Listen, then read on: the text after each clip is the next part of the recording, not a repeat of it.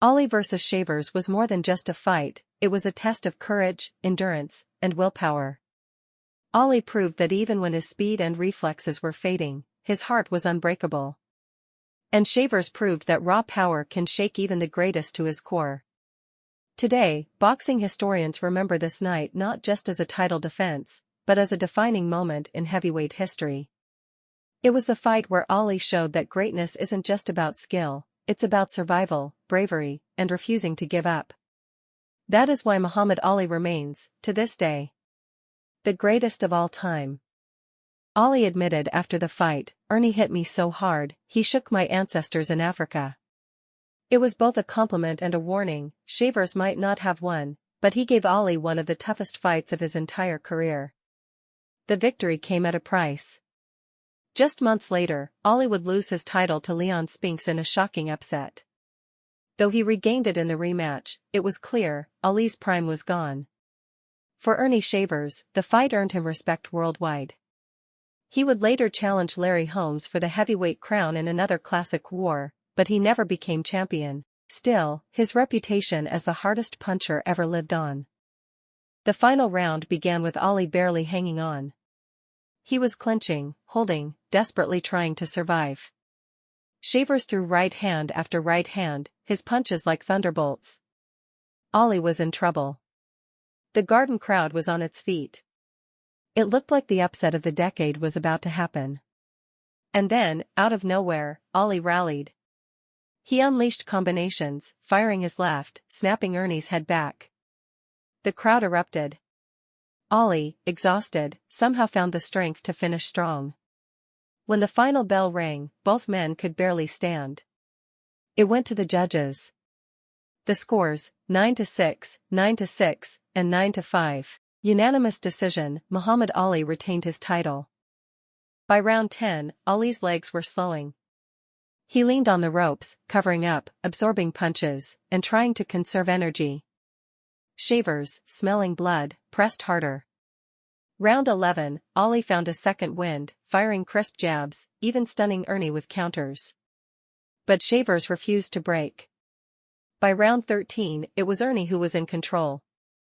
He landed several huge rights that shook Ali to his core. The champion clinched, grabbed, did everything he could to survive. Round 14, controversy.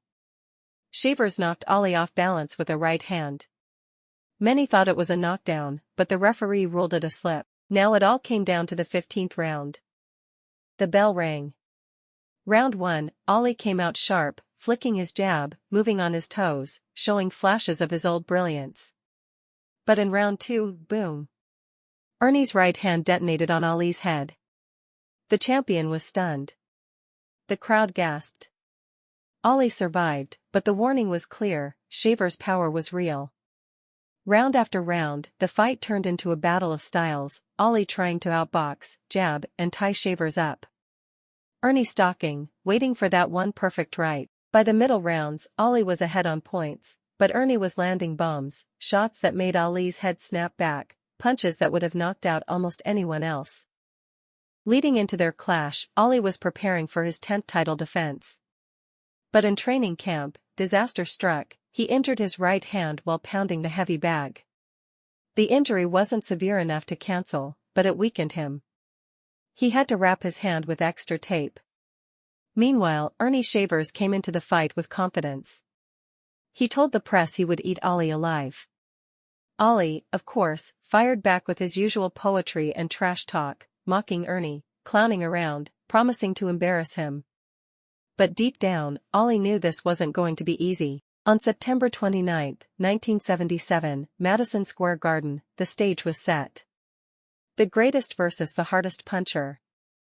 After shocking the world by defeating George Foreman in Zaire in 1974, Muhammad Ali was on top of the world again.